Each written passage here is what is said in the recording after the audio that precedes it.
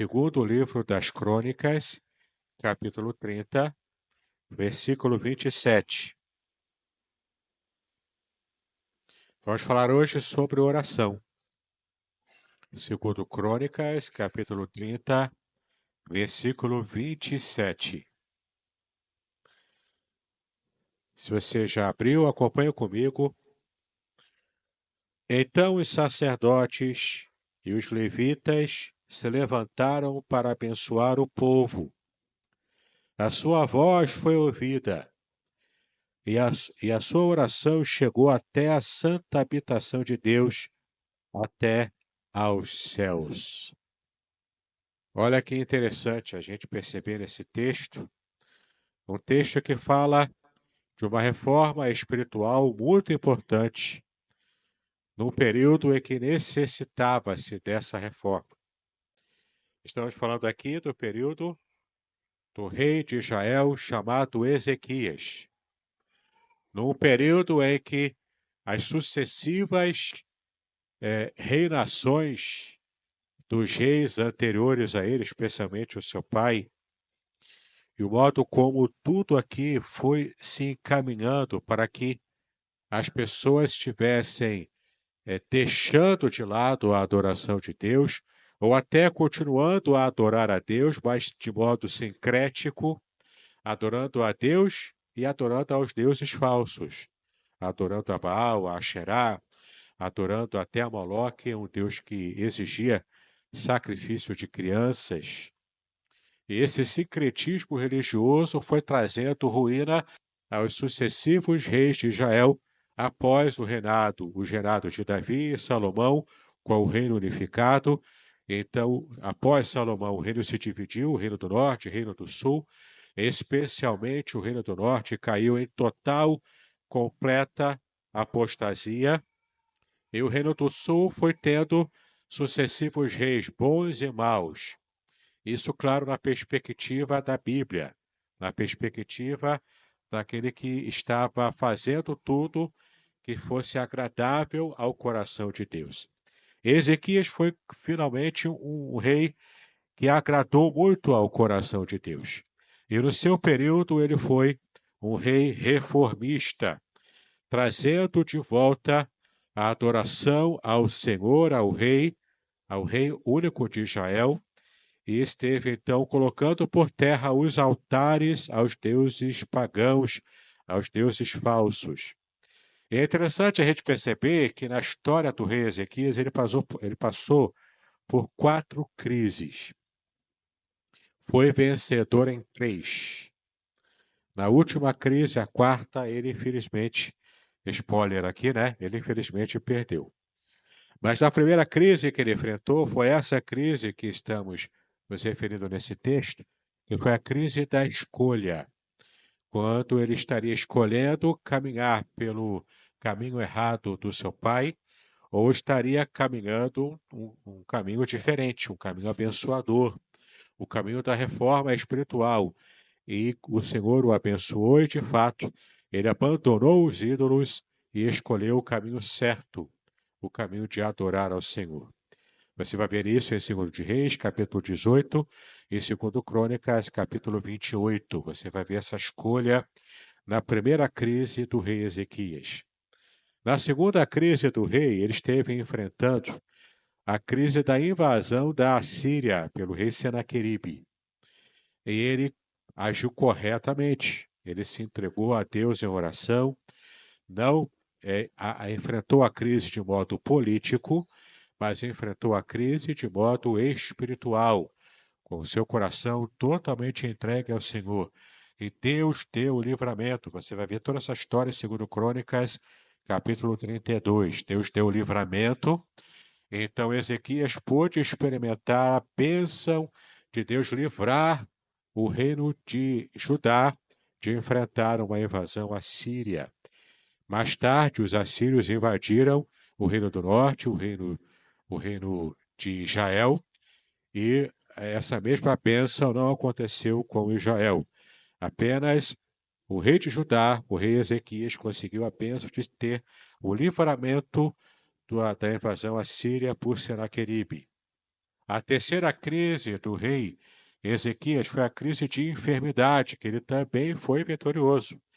Por causa das experiências em oração que aquele rei teve, ele pôde então clamar a Deus quando recebeu do profeta Isaías que ele teria o seu tempo abreviado, que ele precisava colocar a sua casa, a sua vida, o reino em ordem.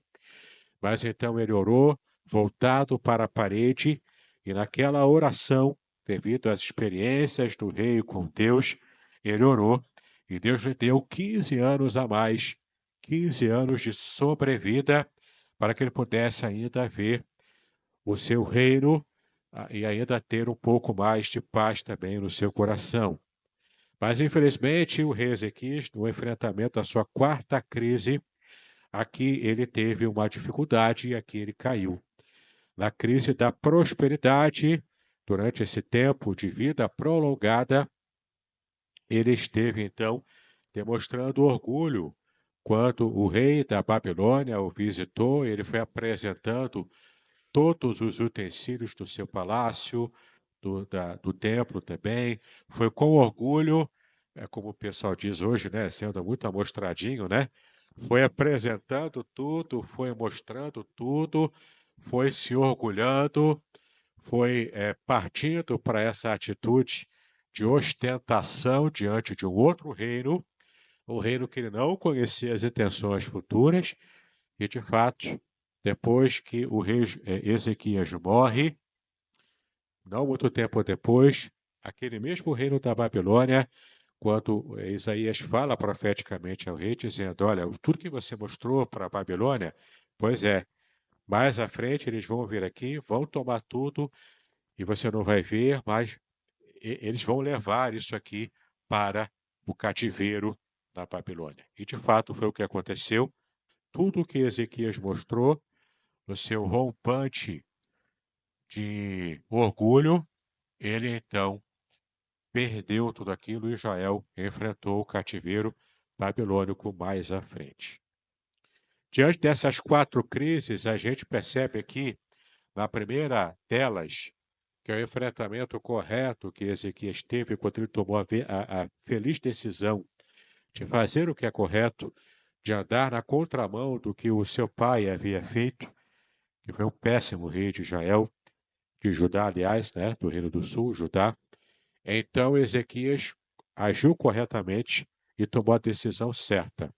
Colocar no chão os altares dos deuses pagãos, retirar todo tipo de vista grossa que se fazia a essas orações, a esses cultos pagãos, retirar os altares, os lugares altos, derrubar as árvores dedicadas às adorações pagãs, e fez a limpa no seu reino, fazendo com que o reino do sul, o reino de Judá, estivesse naquele período experimentando uma reforma espiritual e o avivamento também nacional, tanto envolvendo as questões políticas, envolvendo também as questões nacionais e envolvendo muito mais, em primeiro lugar, o valor principal de Israel, que era o valor da adoração, do serviço ao Deus de Israel, o único Deus verdadeiro.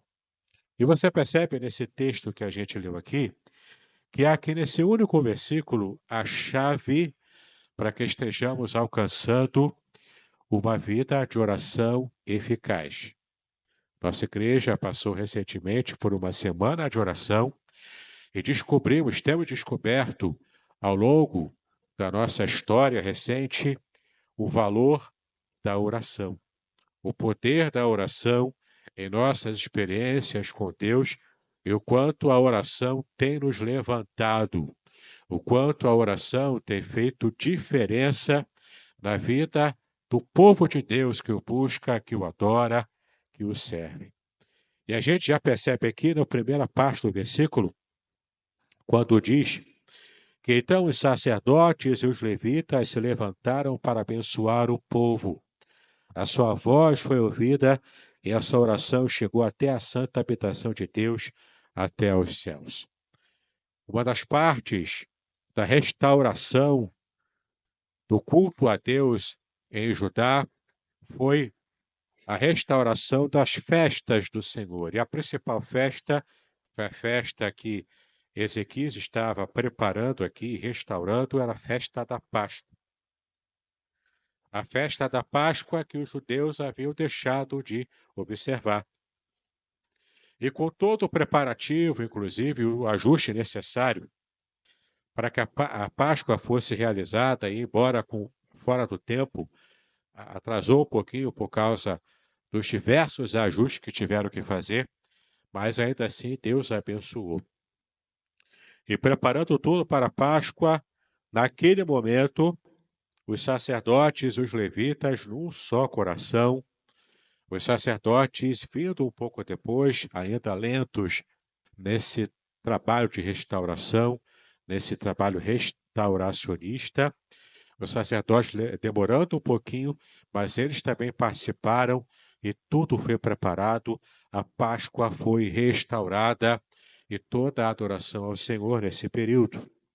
E a gente percebe aqui que agora sim, com tudo pronto, com os corações unânimes, eles se levantaram para orar. E a primeira atitude dessa oração, nesse momento de oração em conjunto, com o povo inteiro num só propósito, a gente percebe aqui a primeira bênção, que é a oração que parte dos líderes espirituais comprometidos com a obra de Deus. A oração que parte do coração, de modo espontâneo, aquele desejo de orar em público, orar com todos, clamarem juntos num só coração, numa só mentalidade, num só propósito. Esse tipo de adoração, esse tipo de ação que parte do coração da liderança unida é uma bênção. E, de fato, quando os levitas abençoaram o povo, e aqui a bênção dos levitas é a bênção de Arão, aquela famosa oração de Arão, que nós conhecemos bem. Que o Senhor te abençoe e te guarde, que o Senhor levante o seu rosto sobre ti e te dê a paz. Não é? A famosa bênção de Arão. Eles se levantaram, fizeram o gesto levítico de abençoar, é aquele gesto que faz assim com as duas mãos, desse jeito. Sim, você achava que esse gesto era apenas de Star Trek. Você achava que era bênção de Star Trek, não era. Na verdade, o ator que fazia o papel de Spock na série de Star Trek, ele copiou isso aqui, porque ele era judeu. Ele copiou isso aqui da bênção levítica. Era esse gesto que os levitas faziam para ali em pé, com as duas mãos assim, com as mãos desse jeito, abençoando o povo e dizendo a bênção de Arão. Essa era a bênção, porque isso aqui representa a letra Shin. Shin em hebraico, que significa a letra de El Shaddai, o Todo-Poderoso. Por isso que se usava esse gesto. Então, ali, os levitas e os sacerdotes estavam com a mão imposta desse jeito, com esse gesto, abençoando o povo com a bênção arônica. E ali você tem a bênção do encorajamento que acontece quando oramos em conjunto. E essa oração parte de uma liderança espiritualmente comprometida, uma liderança séria, que quer se dedicar à oração, porque quer ver o seu povo aumentando em fé, em serviço, aumentando também em confiança no Senhor. Você encontra, então, junto com essa bênção arônica, você encontra o encorajamento para uma vida espiritual sadia. Você também encontra, pelo serviço dos levitas e sacerdotes, a mediação, especialmente naquele período em que Cristo ainda não tinha vindo à Terra, não tinha feito ainda a expiação total, completa e definitiva por nós, e a propiciação, a aproximação da nossa vida com o próprio Deus. E essa mediação que Cristo fez por nós ainda não tinha acontecido nessa época. E quem fazia a mediação entre os homens e Deus eram os sacerdotes, os levitas. Então, numa oração em conjunto, quando uma nação inteira para estar se reformando, para estar se reconectando com Deus, e essa bênção tem anuência e parte justamente do coração da liderança, nós temos aqui a bênção da mediação acontecendo e, de fato, Deus aprovando todo esse movimento. Esse, portanto, é um sinal de que Deus está restaurando a comunhão que outrora havia sido perdida, a comunhão dele com o seu povo. Tudo porque esse desejo pela oração partiu da liderança de modo consistente, é um compromisso de modo consistente da liderança e de todo o povo. Em segundo lugar, você percebe também que aqui há a noção da oração coletiva que sobe como clamor unânime a Deus. A oração coletiva que é feita como se fosse numa só voz. Você percebe aqui no versículo que a sua voz era a voz de um povo, uma única voz, coletiva, unânime, sobe para Deus. E essa voz que sobe a Deus em oração é uma voz coletiva, é uma voz unânime, num só pensamento, num só coração. Aqui não havia divisão de quem estava a favor ou não das situações de restauração, porque todos estavam aqui a favor dessa restauração. Aqui não havia mais aquele sentimento de saudade do passado. Ah, quem dera eu pudesse agora voltar a adorar a Baal. Ah, que saudade de fazer sacrifícios a Asherá. Ah, que saudade de matar uma criança para poder agradar o Deus Moloque. Não se tinha esse tipo de saudade. Saudade essa que esse mesmo povo de Israel teve quando saiu do Egito, se lembrando das porcarias que eles comiam lá, que para eles faziam diferença. A saudade do Egito brotou no coração de um povo que havia sido liberto. Mas aqui vemos um povo em estado de avivamento espiritual, que não estava pensando em política, não estava pensando em divisionismos por causa de pequenos partidos que pudessem acontecer na nação inteira. Mas aqui você vê um povo que está, naquele momento pelo menos, buscando unanimidade, buscando uma unidade perfeita. E isso só acontece quando há oração.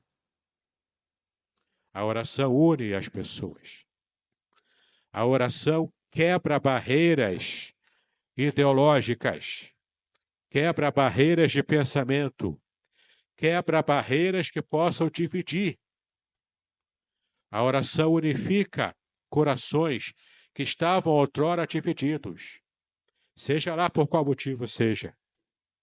Mas você encontra aqui a bênção da oração unânime, porque o resultado de uma oração unânime de um povo que pensa parecido e que está num só propósito. A bênção é que Deus ouve essa oração. Essa oração chega até o céu. Essa oração chega até o coração de Deus e move o coração de Deus em favor do seu povo, em propiciação por aquele que está orando, por aquele que está unido num só clamor, falando com Deus, sabendo que ele está sendo ouvido. A voz dele chega até Deus, uma oração conjunta, como se fosse uma só voz. E uma oração assim tem muita força. Talvez você esteja fazendo a pergunta, o pessoal geralmente pergunta, quando vê, né, alguns movimentos de outras igrejas aí fora, qual é a oração que Deus ouve? É aquela oração que você pula mais? Você vai quicando assim, igual uma bola de quicar? É a oração que você grita mais, que você faz mais barulho? É a oração que você começa a pegar as unções mirabolantes aí de subir na parede, de pular e fazer e acontecer? A oração poderosa é a oração que chega até o céu. É a oração que Deus ouve. Com mais barulho, com menos barulho, não importa. A oração eficaz é a oração que Deus para ouvir. E logo após ouvir, Deus age, Deus responde, Deus abençoa, Deus cura, Deus liberta, Deus projeta o futuro de felicidade. Porque Deus ouviu a oração de um povo unido, buscando junto a presença do Senhor numa só voz. O céu se abre quando a terra se humilha em unidade na presença do Senhor. Essa nossa nação do Brasil, assim como a nação de Israel, a nossa nação do Brasil só vai de fato ser abençoada quando a gente reconhecer como nação que só o Senhor é Deus. Que só Jesus Cristo salva essa nação. Enquanto esses orgulhos brasileiros aí não forem quebrados, enquanto essa nação não se ajoelhar diante do Senhor, dificilmente a bênção total, completa virá. Eu digo isso com o meu coração triste, de uma nação que cada vez mais se envolve em idolatria, se envolve em pecados, se envolve em corrupção, e tanta coisa vai aparecendo e nunca a gente consegue ver um caminho final, uma bênção total de Deus. Se há uma voz profética que esse país precisa ouvir, é a voz profética do arrependimento e do reconhecimento de Jesus como Senhor dessa nação. E essa nação precisa muito desse reconhecimento. Não diz respeito aqui nada a ver com política. Não tem nada a ver com política. Tem a ver com fé. A fé depositada, o coração completamente entregue, a oração completamente feita, unânime, numa só voz, de uma nação inteira, clamando a misericórdia de Deus. Por fim, o versículo também fala para a gente que a oração eficaz é a que alcança a santa habitação de Deus, como já estamos dizendo. Você tem aqui alguns versículos da Bíblia que demonstram isso. Especialmente agora que temos a bênção de ter a intercessão de Cristo em nosso favor. Ele como nosso mediador entre Deus e os homens. Você encontra aqui, através de Cristo, o acesso direto a Deus em oração. Você vai ver em Hebreus capítulo 4, versículo 16, essa verdade. Hebreus 4,16 fala sobre isso. Que Cristo é o nosso mediador e nos deu acesso direto a Deus.